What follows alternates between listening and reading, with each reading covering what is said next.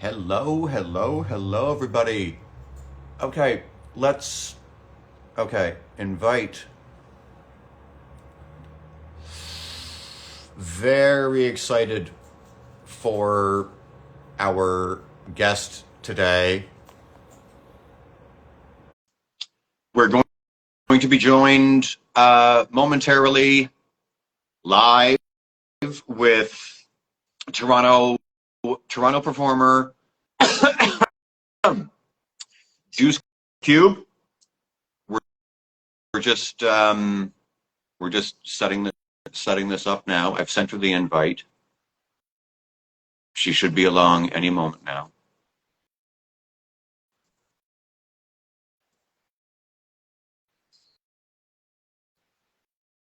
We'll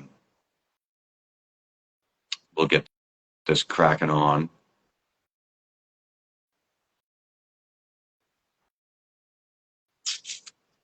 For those that don't know, or who might not know who I am, I'm Mary. Welcome to the show. And Juice is here we go. Oh, there's Juice.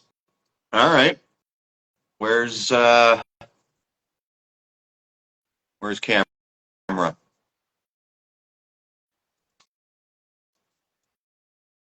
Like Juice, I'm an open stager,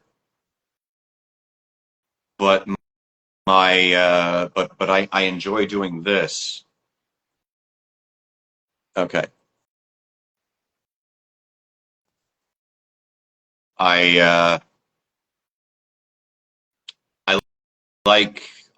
enjoy bringing on the performers that I share a stage with, and oh, I can see you, but I can't hear you. Hello? There you are. Okay. All right. Oh, you were just waving. Okay, good. You were talking. Oh. You were waving. I was like, I can't fucking hear her. Shit. I am very excited, everybody, to welcome, like I was just saying before Juice got here, one of my favorite people from downtown, a fellow open stager like myself, a designer, a seamstress, an activist, a tour de force, really, in my opinion. I want to welcome my dear friend Juice.Cube to the show. Hi, Juice. Hi. I'm excited to talk and contribute. I loved Pinkody's interview so much, so I'm excited for this. and incidentally, I spoke to Pink the other day. What was it? The other day, last week or something, and I'll be having her back for her second appearance next week on Tuesday. Yeah. Yes, perfect. So I know. So that's really cool. Yeah. Oh, what's that? Sorry. I know what I'm tuning into. Now, right off the bat, I will admit to anyone who's going to see this that anyone who does know who I am knows I have a live stream and stuff like that. But right now I'm on my phone because I'm having audio issues, and I've been having them for quite some time. But my IT guy lives in England, so it's a communication thing, and he's working and so on. So I'm only saying that because my last few sessions, my audio has been kind of stuttering. So I just want to make people aware of that right out of the gate. You're fine. I can hear you just fine, but we might have some stuttering throughout. Are you on your phone? I am on my phone. Okay, so we're both rocking phones. Okay, good. Just for fun, I know we're going to go through 100 things today, my love, but Okay. I was at Woody's last year sometime, and I was speaking to one of the bartenders, just having a chit chat, and I asked him what kind of music he likes, right? Just a fun little chat, and he goes, "You know what? Working in a fucking drag bar, has ruined me from music. He says every time I find a song that I like and so on and so forth, he said all the girls start performing the fucking thing, and it just it to coin a phrase, it sours it for him. Yeah.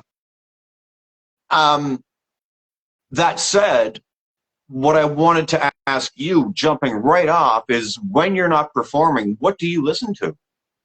Um, I listen to all kinds of music. I do like classic, the classic drag songs as well. I have an interest for that, but I also have my own interest in. I listen to a lot of R&B. I would say that's my main genre. I am a stoner at heart, so I like mellow music. Or I also like rap music. I also like dance hall. I like I grew up with my parents listening to 70s and 80s rock and soft rock, so I also love that. I love 2000s pop. I love 90s like garage band stuff. Like I'm all over the place. I like everything. I like Afrobeats. Yeah, I listen to so much stuff. Yeah. Okay, now you said rap a second ago. Yes. You know I'm a little older than you. When you say rap, give me a time frame. Um Again, I'm also curious. all over the place. Like my number or my intro, I guess, to rap was Nicki Minaj. So that's my like number one. But I also like all the other girlies. Like I also love to bump Lauryn Hill, and I love to bump some Eve, and like I love Foxy Brown. So like I do love the OGs as well. Obviously I like some You're going back with Lauryn yeah, Hill, yeah. Some Queen Latifah is good as well. Queen La. Yeah. Yeah. But I also like the modern stuff too. Like not all of them, but I like a lot of the more queer rappers. I listen to like Kid the Ken and Seven Deep, and like they're more like queer. There's Candy. They're also like a drag performer who does wigs and nails and raps and stuff. They're fun. I have no idea who these people Yeah. are. That's okay. They're newer queer people, so Oh, I'm yeah. okay. Hey, that's cool. That's cool. So not to show my age or anything, but you are familiar with rap um, previous to like 1999. Ah, Yes, yes. yeah. Only secondhand, obviously, but like yes, I've listened to. That's very cool. I fucking love that because you know what I musically I can be a bit of a snob when I'm in the mood, and past 1990, like I can go anywhere from the 40s to yesterday, really. Yeah. But I'm so like sometimes I'll listen to someone that everyone is talking about right now, for instance, whoever that might be, and I'll be like, what? I don't maybe it's because I'm not Yeah. 25. I don't I respect it, but am I, you know what I Yeah, mean? I I get don't know. Sometimes it's some of just that. lost on me. I get some of that. Like Sabrina Carpenter is like a good example of that for me. Like Oh, I don't like I understand that she's great at music and like I support her and like I understand why people like her. I just personally am not like wowed by her in any capacity. I don't know. That sounds really rude and judgmental. It's not. I'm just like she's not. I guess she's just not my cup of tea. So she's not my favorite diva to be out here singing, I guess. honey, I know this is your first appearance on my show, but me and you have met. You have no fear about being judgmental here. I don't give a fuck what you say. So, Okay. yeah, you're in a safe space. Like I'm the kind of person where you see these memes that say, oh, what do they say? Something to the effect of "You should see the things I don't post." Mhm. That's me. So, and you've met me, so yeah, you're cool. Yeah. But speaking of music, on the heels of that, So you have a diverse musical interest. Walk me through, and we're going to get the stage at. We're going to bounce around a lot here, but walk me through what what influence or impact music had on you in your younger years. Because I know you've also been a seamstress for a number of years, right? Yeah, for almost a decade now, I think we're hitting. Exactly. Yeah. So what about 15, 16? Yes. Okay. Did what did your early life look like based on music and getting into fashion and so on? Did it all tie together, I assume? I feel like it was all there in a sense. I don't think my brain started to really piece together how well everything goes together until my early 20s. But my early music listening, I think it was a lot of just like looking for people who were confident enough to do something that was authentic to themselves through their art, or like even do something crazier than something that's authentic. Um, I mean, like look at me now. I feel like all of this that's going on, this was like the divas that I listened to when I was 12 or whatever. Like this was Nicki Minaj to me, so I'm refracting like my 12-year-old self back kind of right now in this look. Um, so I don't know. Like it was just like badass people. It's obviously expanded more as I've grown. Like I've been introduced to more and more kinds of artists and music, and I also feel like I, I've gotten more like gender expansive in terms of the people that I find empowering, or in a sense, like I've discovered that I'm a very fluid human being in terms of gender.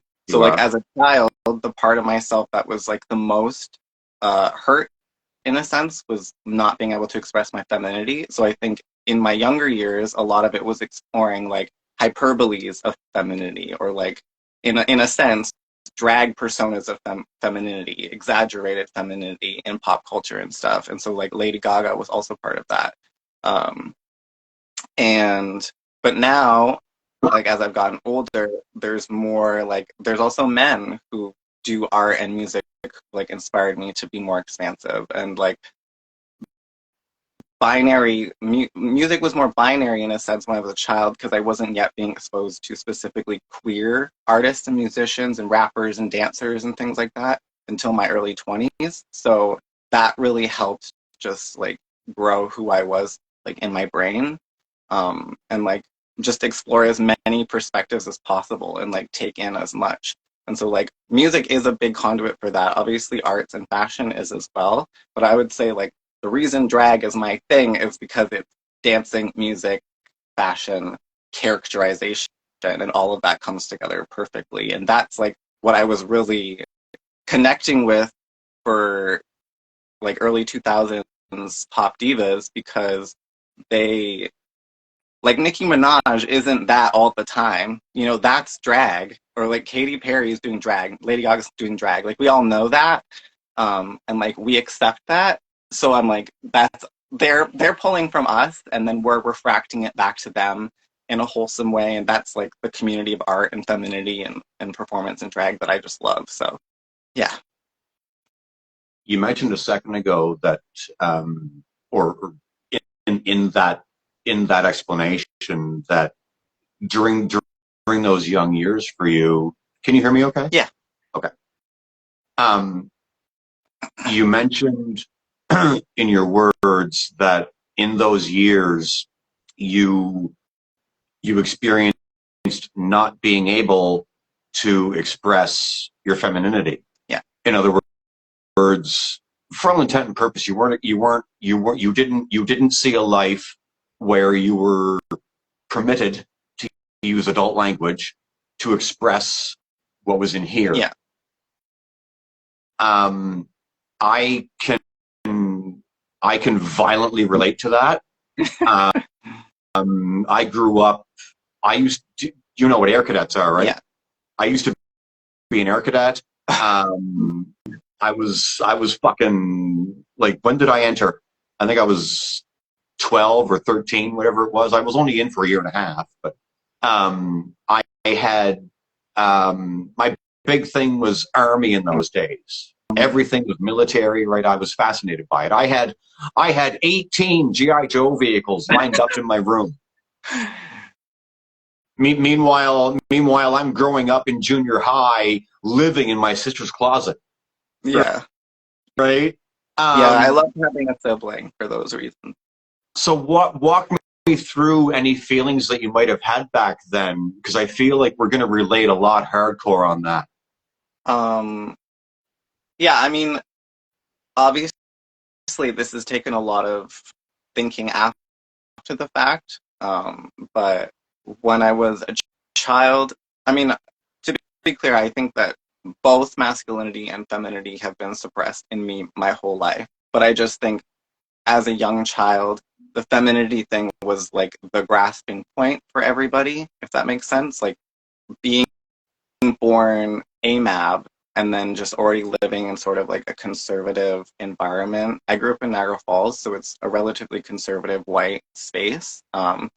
And there was just like that was the thing that people clung to is like, oh, you're gay or you're effeminate or you're that thing. So, I mean, as I grew up and I was exploring those things and taking things back, it also became apparently clear that even when I did try to make claim to masculine things, that I was also being denied that because then I was too gay to do it or then I was too feminine to do that. And then it was a weird pull and play. So that's why I'm more just like everything all at once now.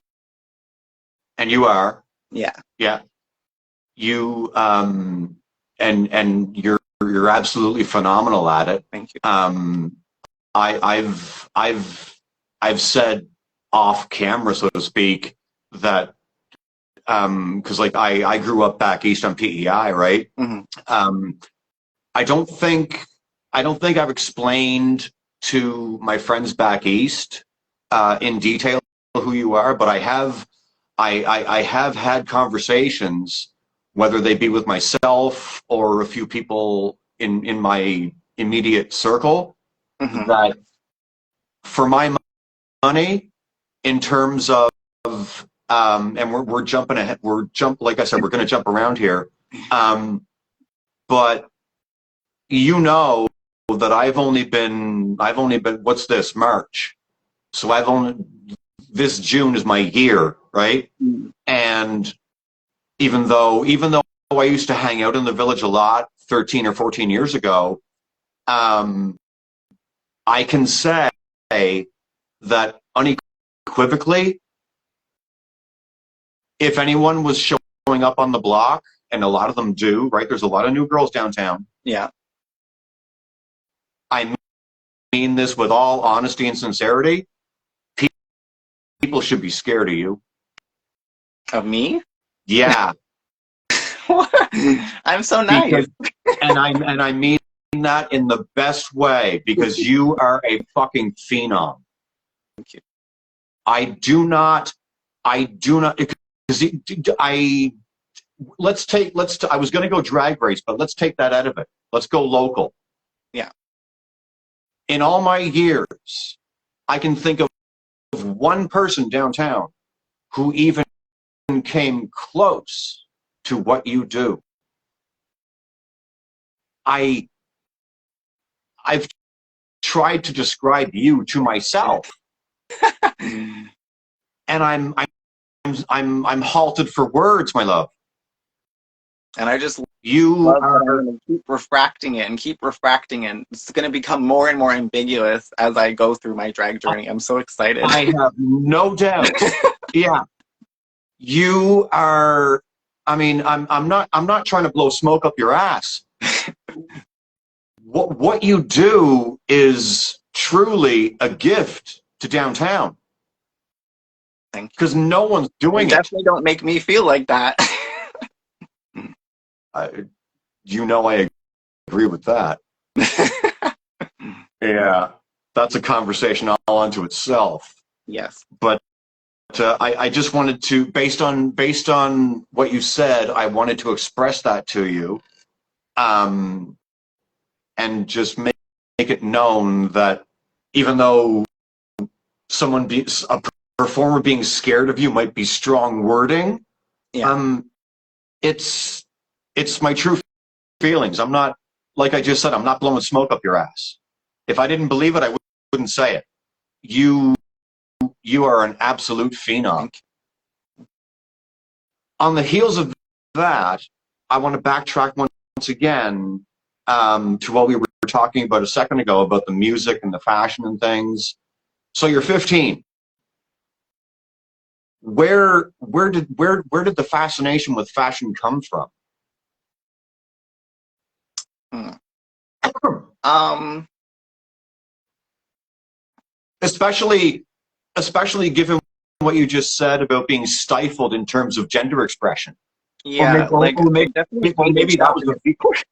say again.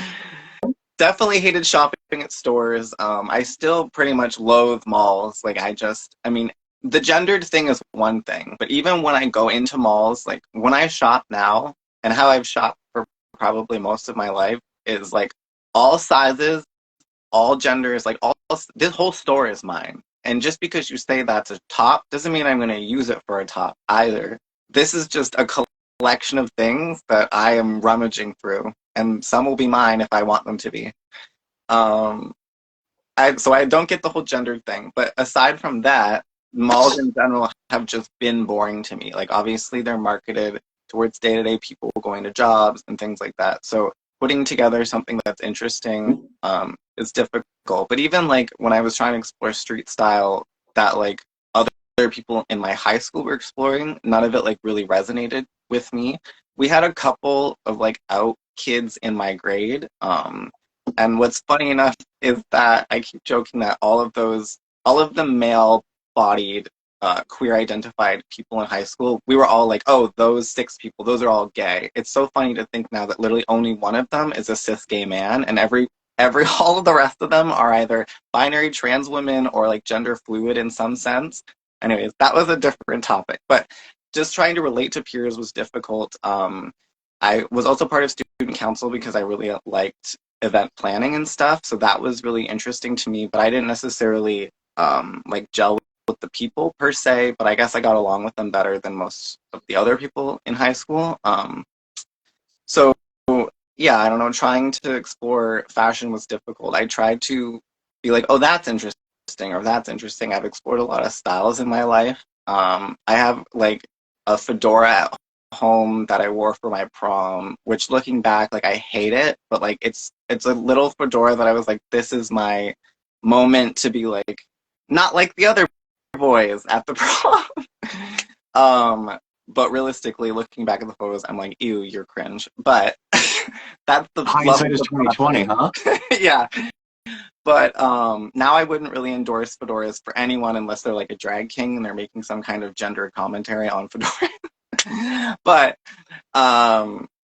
yeah, so I think that coming to Toronto when I moved out for undergrad also expanded the options for fashion in a sense. I still find malls here to be suffocating, but like they malls are I keep using the word suffocating, but are so suffocating to me in like southern Ontario places like the Niagara region and stuff, because that's pretty much all there is. There's not really like shops or like the thrift shops they have are like the chain thrift shops and things Nothing like that. indie. So yeah, so coming here, um, meeting other like just going to the village and meeting people who make clothing or like things of that nature. And right now, like I rarely use clothing for even what like it's for. I just often buy like long yards of fabric or scarves or something, and I tie them around my body. Like when I'm out of drag, that's kind of how I dress. I like the more loosey goosey, lots of textiles, textures, and patterns and things like that.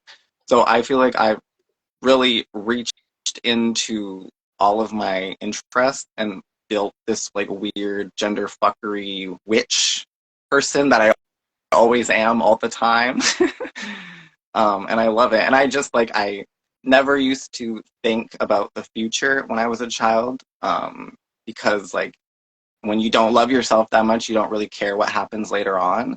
But I love myself so much now that I'm like I look forward to being the eccentric queer elder who like can be a mentor to people, or like if someone needs advice or things of that nature. Like I really see that for myself, and that I am that loving person to do that kind of work. Hey, you know what? Um, like yourself, I grew up I grew up out east on PEI back in the 80s and 90s, and um, not so much in the 80s, of course, because I was a kid, but in the 90s, when I was around town, um, it, it was it was it was, as they say, a different time, right? And what I mean by that is I was only what I was junior high, high school, and coming out of high school all at the same time. Um, when when late high school and after high school came, I was in my late teens, early 20s, and hanging around town. Um, and to what you're saying about the whole idea of finding oneself and so on. Um, Back in those days, I I didn't know I didn't know what transgender was. Same. I all I knew was I was living in my sister's closet and loving it and teaching myself how to be a girl because I had no one to teach me. Yeah. Um, but in public, uh, in that pocket of years, uh, uh, socially with nightclubs and all this kind of stuff to relate it to queer culture in my hometown, I so I was like between 19 and 22, say. Um, I'm not gay, but I knew who all the fags were, Yeah. right? I knew I knew who all the I knew the queer population, or at least a fraction of it, Yeah. right? I knew I knew the cruising area, um, and it was even though I didn't understand it, despite my own stuff going on, I wasn't blind, right? I saw like I would go to this one club in town on Wednesday nights because it was ladies' night, even though I had school the next morning because I was of age in high school. Because I loved it so much, I stayed so long.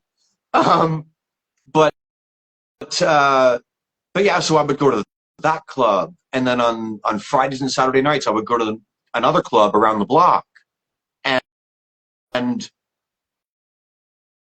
the people that I just mentioned, you never saw.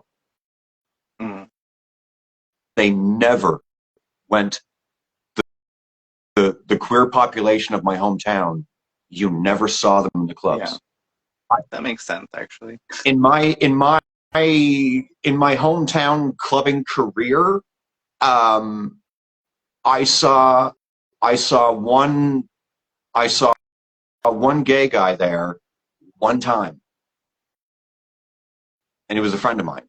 Mm. He walked down the aisle, and I was like, "What the fuck are you doing here?" He was like, "I just thought I'd come and hang out." This is the funny thing, and you might relate to this, maybe not. Back east, we know how to grow a redneck. My friend, back then, and probably still now, he's the size of a house. He's ugh. He's one of those guys, right? He did construction for a living. Superficially,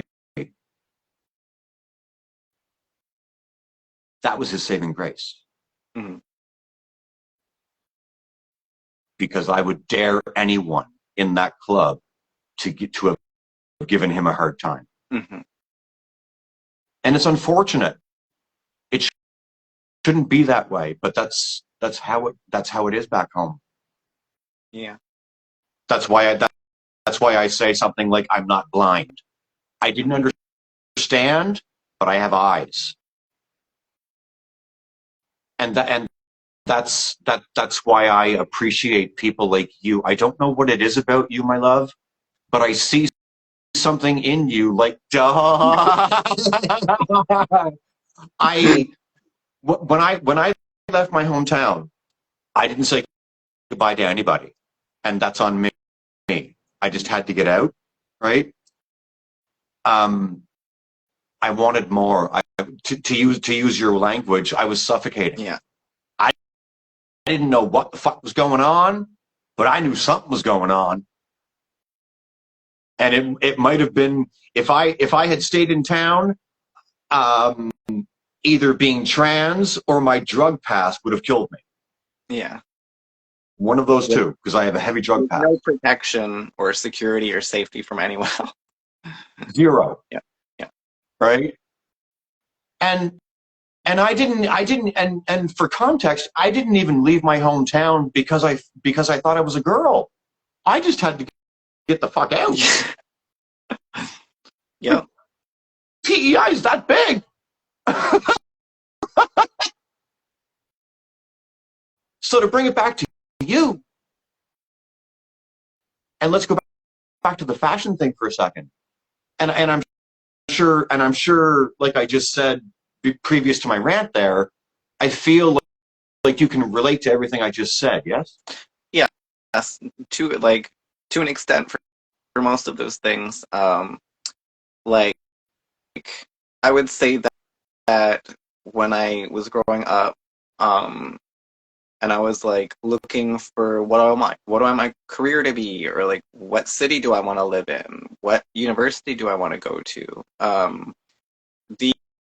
The I guess I would say like the allure of Toronto, and perhaps the openness of the village was a big draw for me to come to this city to be like, I don't know what that is over there, but there's clearly something else going on there than like what's happening in my hometown. But I would say now that like realistically that didn't create a solution to my problem. Like coming Toronto was great and has expanded my worldview.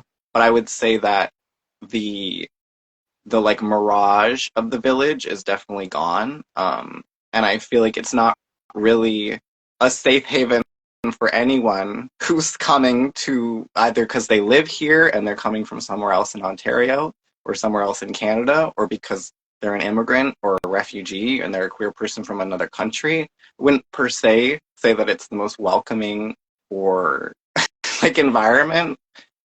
It's definitely a lot of pinkwashing, smoke and mirrors. Um, but I would definitely say that that did exist in the sense that um,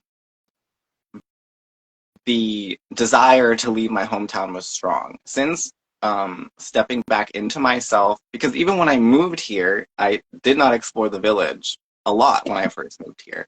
I lived here for almost 5 years before I even started exploring most of that. I was doing stuff with friends, going to cruise and tangos and stuff, but mostly I wasn't really formulating any opinion on my own. And there was a period of time where I hung out with some toxic people who were so like self-loathing about their own gayness that they were staying as far away from the village as possible.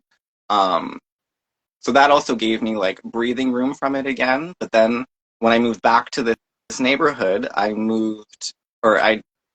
got employed at some of the bars, and then I started doing drag from there, and that opened up my that expanded who I was in general, and that made me more comfortable to, oddly enough, reconnect with my hometown. And going back to Niagara Falls and doing shows in the Niagara region has been like very healing to me. Like even though there's a lot that I have to um like emotionally agree to deal with when I go do something rather than just like going to the village here, it still has been extremely fulfilling to be like, no, it's not one or the other. It was never leaving Niagara Falls fully for Toronto or going or leaving Toronto to go back home. It's about the balance of the two. And like those two worlds that I've lived in and why that's so important to like where I've gotten in my life kind of thing.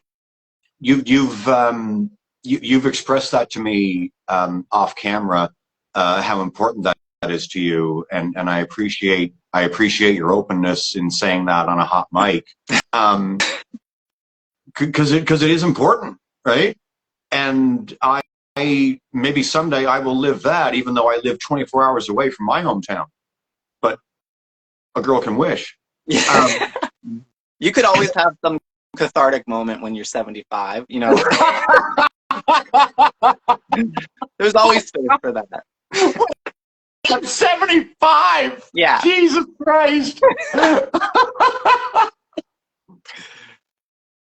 What I fucking hell. I love you. What I fuck you. You said something a second ago that caught my ear about the block, right? The village. Yeah. What did you say? You know people who, due to their own identities and coupled with the climate in the village, they actively stayed away. What did you say? Yeah.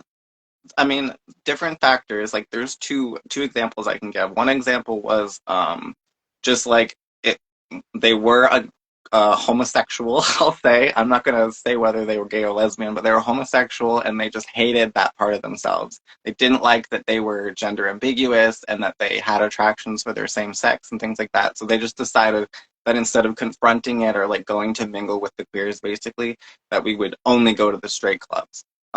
Which is obviously a self-destructive behavior on their part, and was pretty much a dark time in my life. But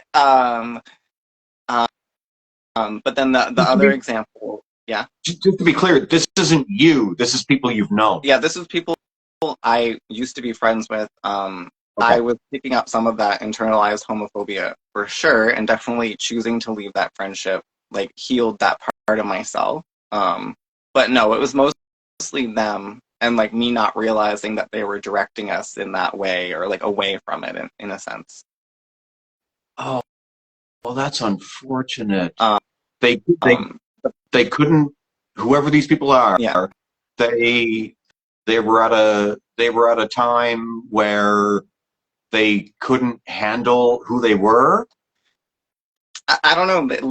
Like it was very ambiguous. Like I think that they could accept it. They had a partner at the time. They had a partner the entire time I knew them, and they were very open. Like they went in public. It wasn't like they were hiding those kind of things. But I think that just ultimately deep down, they still, even though they were like, oh, I'm doing the things, like I'm trying to be visible or open or date or whatever, I still feel like they just hated the whole process. They hated that at the end of the day, no matter how hard they tried, they couldn't be straight kind of thing, or they couldn't be like just a binary cis person also. Yeah. I wonder if those individuals had any semblance of support outside of you, like any semblance of support in their personal lives, where they might have needed it most. Yeah. Well, and definitely, like we were trying to be there for each other, but at some point, because the self-loathing can be a killer. Yeah, a toxic person is a toxic person, and so I feel like I did all that I could from where I was, and it really required kind of like an even contribution in order for us to move forward, and there just wasn't. So, yeah. I'm sure we could wax poetic for until midnight on the inner workings of this segment. In true radio fashion, because I'm a fucking dork, I'm going to remind everybody that this is the Mary Tylenol Show, and we are live with one of my favorite people, Juice.Cube, and we are talking about all the things. Follow Juice everywhere, and follow me wherever the I am. Um, I'm not. I hate self promotion. I fucking hell, I'm bad at it. Um, I my heart truly goes out to whoever it was that you were just referring to. Um, another time, I want to get into your views on the village, but not today, Okay. because I think we can. I think That's a me and you whole have. other bucket. I think me and you we have time. I just don't feel like it. Um, I'm just not in the mood. Um, And but it doesn't require your attention all that time. Sometimes you just gotta leave it and be like, it's over there. but on the heels of that, even though it does deserve attention, I want to go back to what you were saying a second ago about the fashion thing. I know you were explaining Yes. how fashion relates to your drag and all that sort of. My memory is fucked. Hit on some points on that for me. So you got into fashion and walk me through that once again. I'm sorry. Um, well, I mean, I also had more to say that I didn't say. But The floor is yours. basically, I think it was a combination of uh, like seeking out divas in a sense, like people that I'm going to listen to who are going to inspire me. And like, obviously, the fashion that came through music was influential. Obviously, meeting different people through my high school and my undergrad, just people from different parts of the world and different countries, getting little things from here and there, and seeing what people are giving me and feeling them. I'm very like I'm on the spectrum, so I've always been the kid that goes around the store and I have to feel everything, I have to touch it, and I'm very like that with textiles, and I did a lot of like I was always an artsy person. I was always painting and writing and drawing and crafts of all nature. When I didn't have toys that I wanted, I would like make them out of like paper or I started making little doll clothing because me and my sibling played Monster High. So Monster High and like dress up and all Oh, of that Monster was like a huge thing. High. Yeah, there was a Barbie era before that, but it was very small. And then once Monster High came over, we are like, fuck Barbie. Monster High is where it's at. Um, and Brats were too snooty for us. We're too down to earth for Brats. So Oh, I we were like like Bratz Monster High. too. We've got some Bratz dolls here at the house. um, but like I think just both of us being confused queer youth, not really knowing or having any kind of model to go after. Monster High was a great one because they specifically had the narrative of like everyone's a monster, everyone's welcome, everyone has their own thing, and we should all accept that thing, and we should all know that, and then provide an environment that is like welcoming to that, or safe to that, or that caters to those things. And like obviously being queer and being neurodivergent, I often have to ask for things that I feel like should be commonplace or known by everyone or things of that nature. So Monster High was great for that. So yeah, obviously playing dress up with my sibling and my mom's clothing and things like that. Like even my dad's clothing. My dad was a big cowboy, so he has cowboy boots and a cowboy hat. Um, so like all of that was obviously clothing dress up was huge. My great great grandfather, Hardly. he was very he's British and he loved really expensive hats and shoes and not necessarily designer but like well made. He also cared about the textile and whatever. And there was only a small overlap in our lives. I think I was maybe 5 or 6 when he passed away or something of that nature. So I hadn't developed much of like a personal relationship with him yet, but I knew that that was there, and I like still know that about him today, and that's always like stood out to me.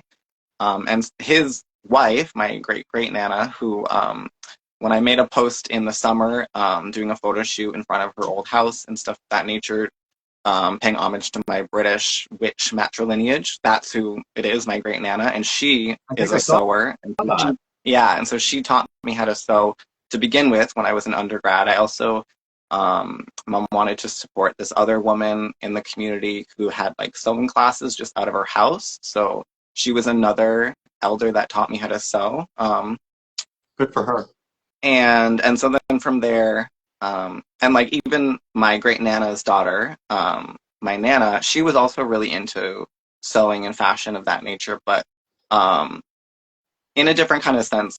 Like I definitely was like a cis het woman, but I think didn't necessarily always relate to the strict gender norms of cis women per se. Like I think she was very maybe a gender non-conforming cis het woman or something of that nature. And she had a lot of queer friends and things. So I think a lot of her distaste with clothing was like a lot of my distaste. So like I want to wear this thing because it's a utilitarian thing, but it looks kind of frumpy. And why does it? And I want to change that. And so she would do a lot of those things. And she didn't have as much of a skill set as my great nana did, but and honestly, a lot of the textiles that I have that I've just accumulated over the years have been from those three people, as well as other like women in my families that have been sewers who maybe haven't taught me how to sew, but when they're passing have left me fabrics and things. So I have so many textiles. Everything that I'm making now is an accumulation of everything I've just collected since I was like 12, basically. So it's like I kept thinking like, why do I hold on to this stuff? And all of it is like this closet of like things and culture and people and everything that I've had that is now Juice.Cube, basically. It's a massive tickle trunk. Yes. It's really fascinating to me that you've just explained, and thank you for your openness, that there was obviously a baseline there, right? You had, sorry, you had family who were like blood fucking family, Yes. who were willing to sit you down and say, this is how you do this. Mm-hmm. That's an amazing fucking thing. So like I don't know, just the skill of like cooking and sewing. I mean, I'm also a kitchen witch. That doesn't come much into my drag, but I'm also a kitchen witch. So like I don't know, these are skills that I feel like I've learned from the women in my family that really contribute to like the my divine femininity that I hold inherently like in my soul. And so like I need those things to be apparent to people because they're important. And like if I'm not continuing the legacy of my ancestors and things, and like even people who are not blood related to me, like other transcestors and things, like that's this is all really important stuff that always needs to be at the forefront of everybody's stuff. Otherwise, all of that gets lost, in my opinion. You just said something right there, and this is reason two why I want to have you back. You just said our transcestors. We're going to put a button in that for now, but I'm going to keep it back here in file 13 because because you're coming back. I can relate.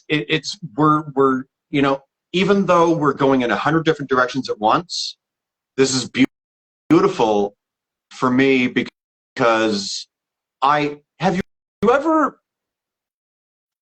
you ever met someone and you thought to yourself, okay, this is a chance encounter or whatever it is, right? I might see them again, I might not, but in that moment, through conversation, you say to yourself, I can't explain why, but I like this person. Mm-hmm.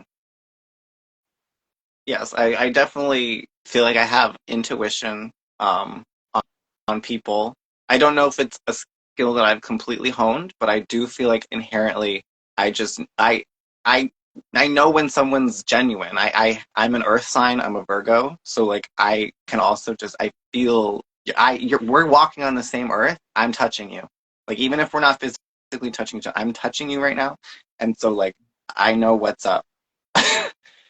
When you were explaining your great grandparents and so on, and teaching you how to sew and everything, it immediately made me think of my father. Um, Even though recent years would dictate, you know what happened between me and my father, right? I told you. I don't know. Did you? I came out as trans, and he wrote me off. Okay. Yeah, That's hard. 8 years ago, and then he died like 4 years ago. Oof.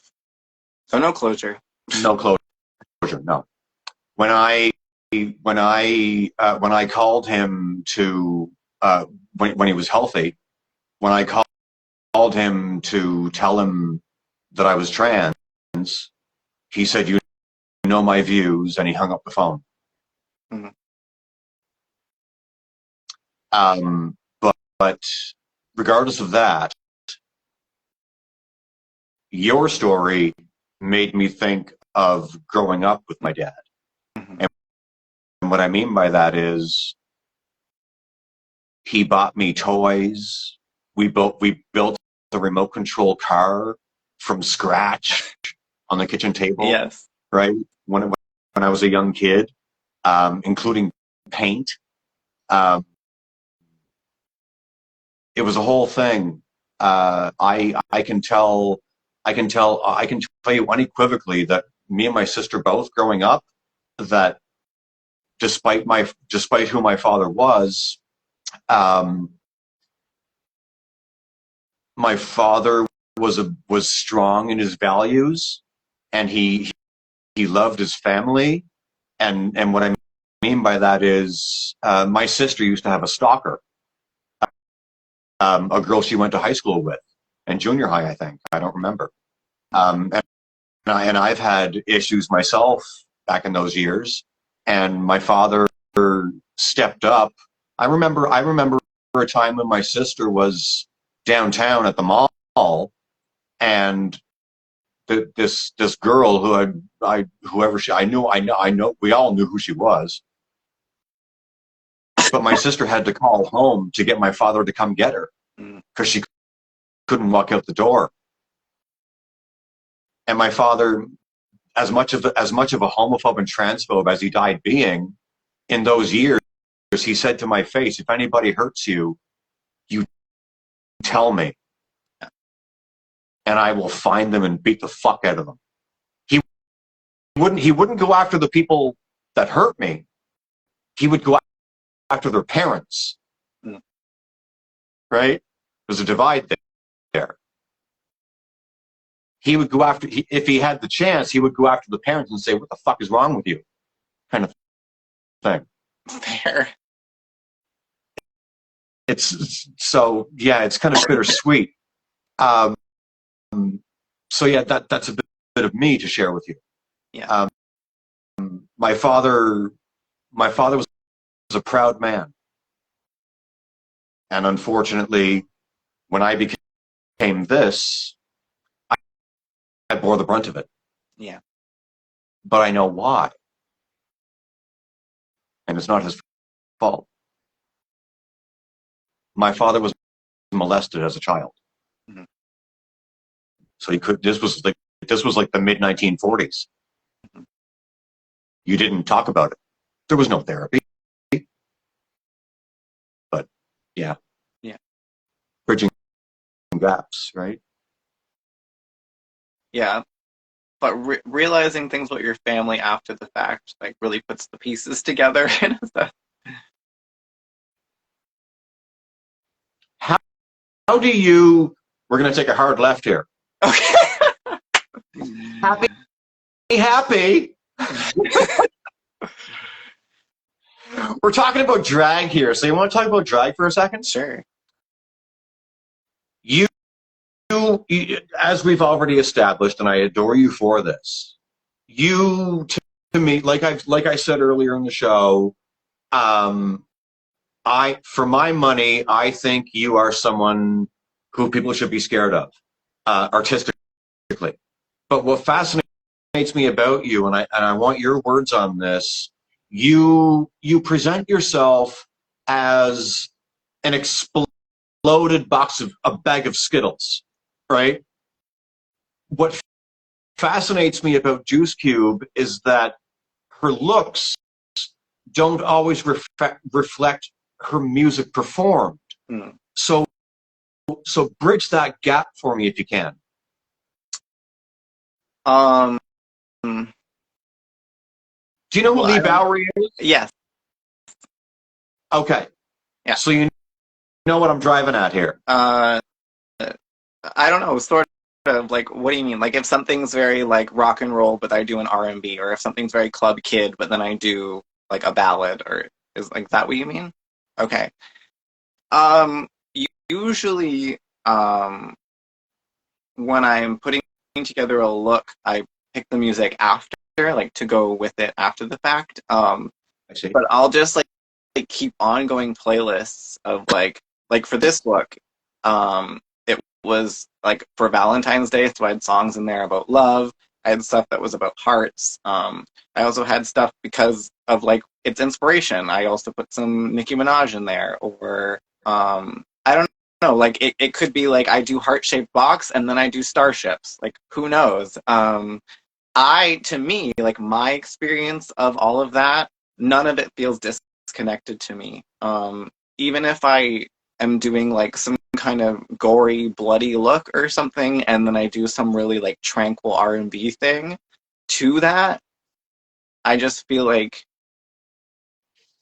it's opening up the possibility of like that the performance has to like hit the thing right on the nose.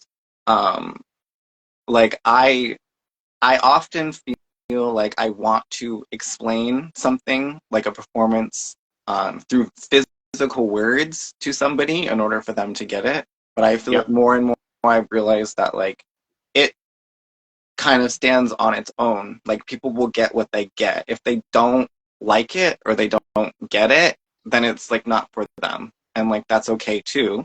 Um, I just feel like overall, what I really, really crave in drag is nuance and ambiguity. I don't like when I go to a place and it's immediately what I expect to be there.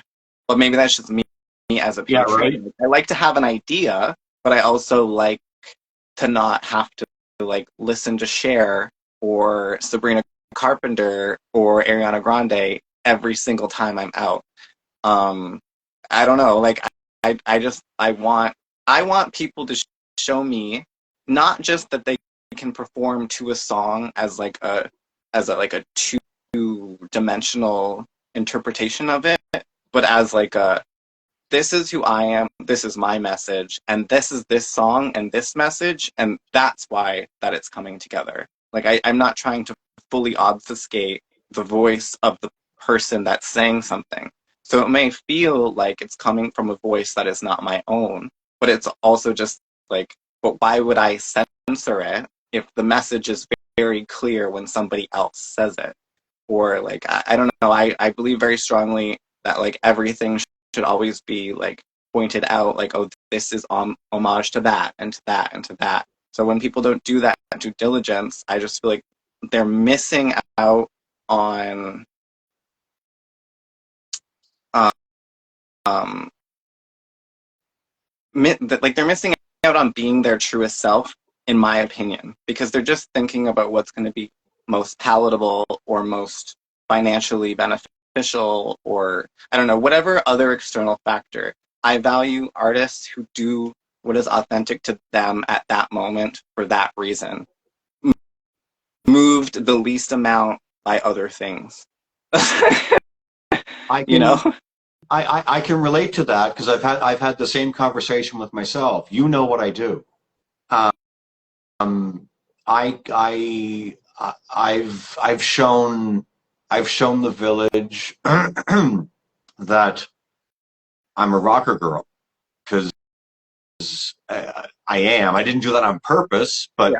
I That's just who seem to you be good. are. I seem to be good at Yeah. it. So, um, and I know that downtown isn't that, Yeah.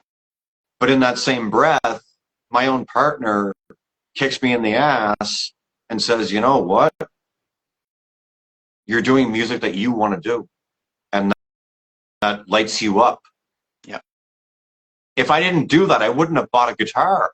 Yeah. Right? It's I was in a conversation one night just after Flash. Me and a couple of people were walking up the street, and I had my guitar with me, and one of the people happened to be a musician or a music instructor of some such thing, and my guitar that night happened to come up in conversation as we walked up the street, Mm. and I said, she asked me if I play or anything like that. I said no. I said I've never handled a guitar in my life. She goes, what? I said no, not once. She goes, well, you fucking fooled me. I it's funny that you mentioned performance against getting it kind of idea. Yeah. During that same conversation, I told that individual that I don't do drag. I sell ideas. Yeah. Yeah, because sometimes And I it's not about getting it. Like sometimes people are like, "Oh, do I get it? Do I understand? Is this what they meant? Is that what they did? And this is how I feel if that's the case." And it's like, well, no, no, no. Like, what? If you have one strong feeling either way, then just go with it. Like that's valid, but like it doesn't have to be this really complicated thing. Like, yes, I put a lot of thought into what I do, and lots of performers do, but it's like it's just as much for them as it is for everybody else. So it's like something like maybe someone's uncomfortable that someone who had top surgery removed their clothing for a performance or whatever. Cool, good on you. You didn't like the performance. That's fine. But like at the end of the day, that was important to that person at that time. So like why do you get to decide? And so that's applicable to anything that anyone wears, anything that anyone removes or doesn't, or a specific dance that they do or a song that they choose. Like I think that there should be social responsibility in the sense that we're making sure that everyone does know the roots of everything. For example, like we're not just taking the surface level and being like this is what it is, but the giving people more leeway, especially performers, especially like I'm just very strong about this with queer performers because like why are queer people going to police queer people? Like stop socially policing me into what you expect drag to be because that's what you want to see. That like stop telling me that I shouldn't do that song because of XYZ and instead just find like an artist that you're into. Like that's how anyone would engage with any kind of art at any time. I don't know why it's different when it's the queer bars or like you're trying to make space for yourself in established places and they put all these barriers in front of you as to why you can't do that or do this or do, and I'm like that's a lot of energy instead of just telling me what is successful about what I do, you know? Like I have thoughts on that, and and if you like, we're going to get into it. But are you cool if I go for a pee? yeah. Even though it's my own fucking show. Yes, you may do that. Give me 10 seconds, love.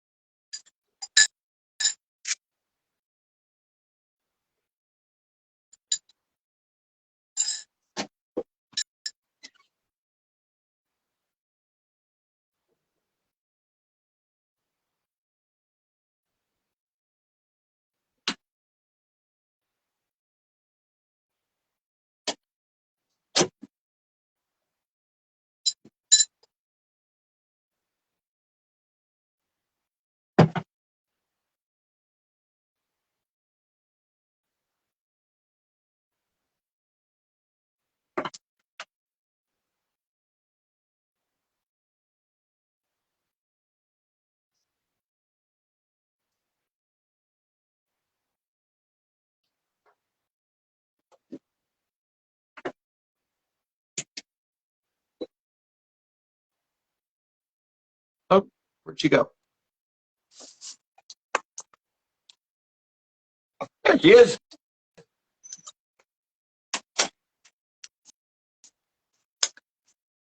How was your break? Lovely, thank you. We've been here. We've been here for a while. Let's. What do you say we close on this, and we can talk about a return appearance in due time. I would love that. But what I want to close on, and we can talk about this fucking ad nauseum. But let's kind of tie a fun little bow on this to close off with. You were just mentioning your views on what the climate is downtown right now. I will say that as I said earlier, I'm not immune to those conversations because I used to hang out down there 13 years ago, and unequivocally, that conversation has not changed. However unfortunate that is, however unfortunate that may be, I do know that once upon a time, the West Queen West scene, right downtown, was a haven, so to speak, for people like yourself, and I can think of one other, and I'm going to put myself in there as well. There's a small thing. Sorry? The Queerdos. Yeah, right. There's a small pocket of people in the Pink Triangle who, despite what that block looks like, and none of us are immune to it,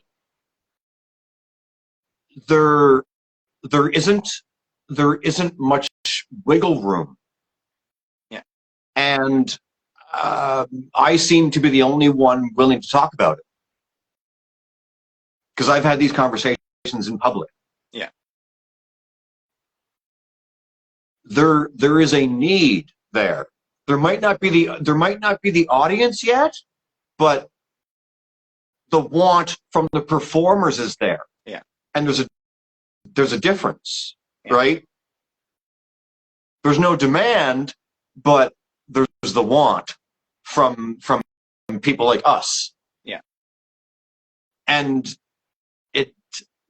unless, like, I mean, I don't want to bring age into it, but I'm older than a lot of the people I talk to downtown. But regardless of that, I know things. I think it doesn't take a fucking genius, right? There needs to be changes, in my opinion, and it ain't gonna happen. Yeah. Thoughts? Well, I mean, I think that, like, if we go back to what I was saying about nuance, I think what queer people like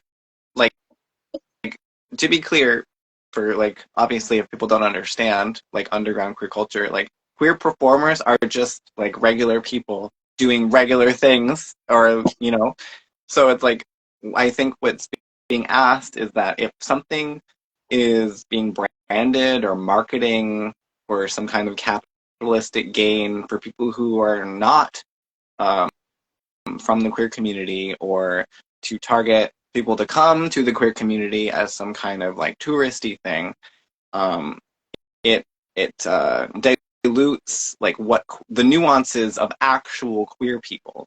And so I think the issue is not that there is something wrong with the queerness that is currently represented. It's more so just that, like, there's more kinds of queer people than that.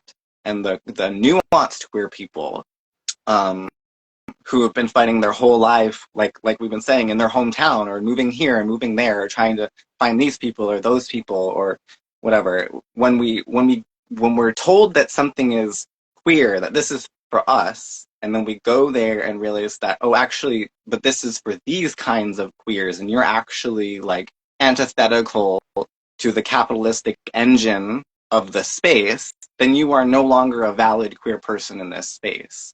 And I think that queer regular queer performers are just being like, hey, but like I'm just a regular queer person, just like everyone else. And so fat queer bodies, black queer bodies, trans queer bodies, disabled queer bodies, like they need to be as visible as all of the other people. In order for if we are really doing pink washing, if we're really gonna lean into the capitalism of it all, then let's really lean in and like show these people what it really is, and give back to our community instead of policing and then gatekeeping and deciding who gets what based on other things. And it's like, well, realistically, we just still lose out, you know? What's pink washing? Like you heavily using queer, the idea that something is progressive towards queerness. Like Canada does a lot of pink washing in terms of saying that it's a progressive queer environment without disclosing all of these other things that are unsafe for queer people, particularly non-white queer people, etc. You know, so it'd be like greenwashing, like saying something is eco-friendly when it's not really as eco-friendly as it is. Saying something is queer and inherently queer, but realistically it's only mainstream queer. It's only the queerness that is palatable to other people because of things like Drag Race or things of that nature, instead of actually representing what underground queer cultures are, which are inherently alternative. You coined it right there, and this is why you coined it right there.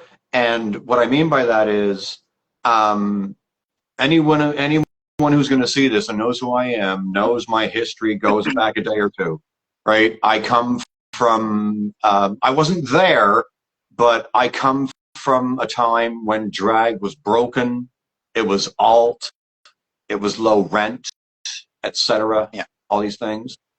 And to paraphrase everything you just said, but not to disrespect everything you just said, my feeling right now is that,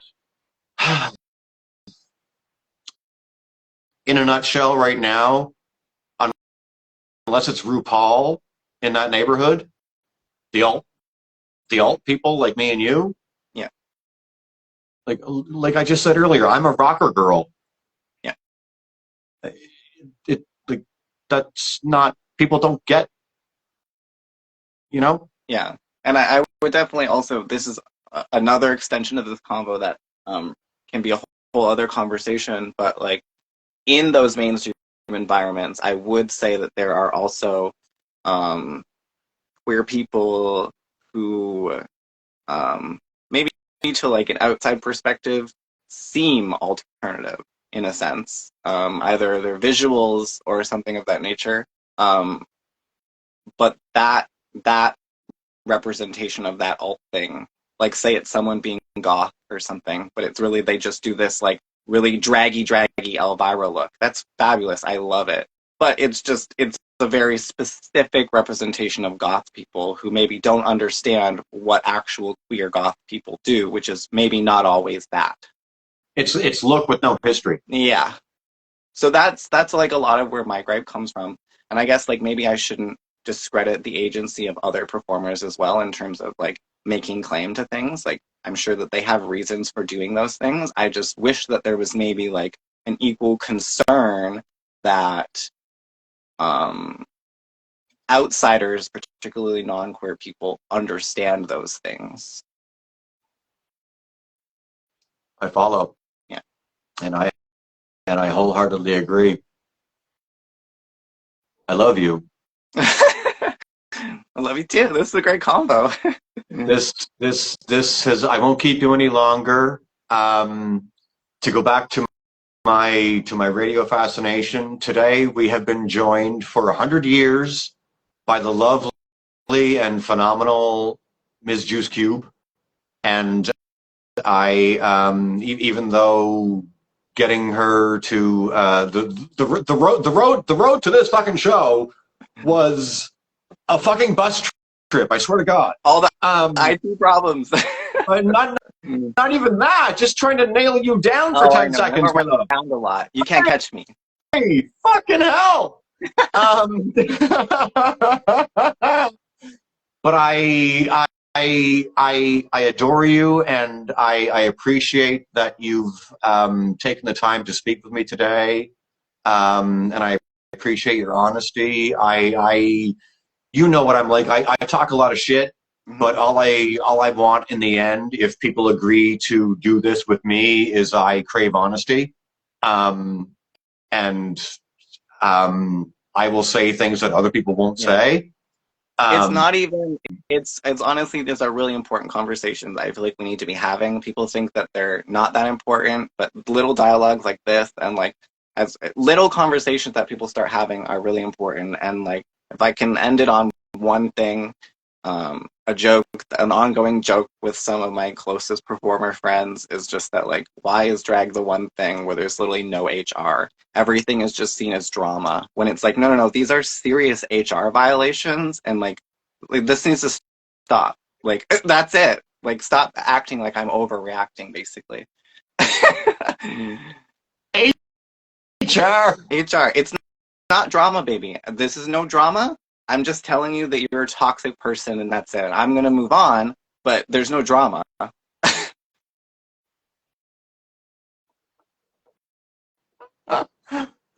Honey, I feel you.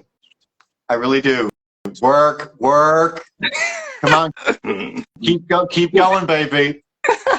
Twirl. If I had more room in my room, I'm moving soon, so maybe I'll actually have some dancing room, maybe. Give me some more Vogue as we close off. Work. Come on. I'm only dressed from here up. Can only do so much. Fucking House of Ninja, House of Extravaganza. I make no claim to those names. I'm currently houseless. Yeah, well, this is 80s. So, yeah, this is Madonna, the whole thing. Yeah. I hope whoever sees this on the recording has enjoyed this as much as I have.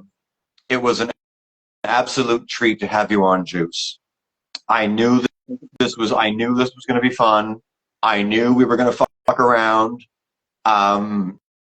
You know I adore you, and I hope, I hope you have a good evening, and yeah, I hope you'll come back to see us again sometime. I will. More combos to come. Maybe I'll come with something prepared. You never know. All right, baby. Okay. You take care. Have a good night. Have a good evening, everybody else. Bye-bye, love. All right. Well, it was it, everybody, and it's 6:05 in Toronto right now. I don't know where people are watching this from, but yeah, it was a great conversation, and until next week, when I welcome back another fellow Toronto performer, Pinkety Twinkety, on Tuesday at around the same time, 3 o'clock on Tuesday. Have a great night, everybody. Thank you for watching.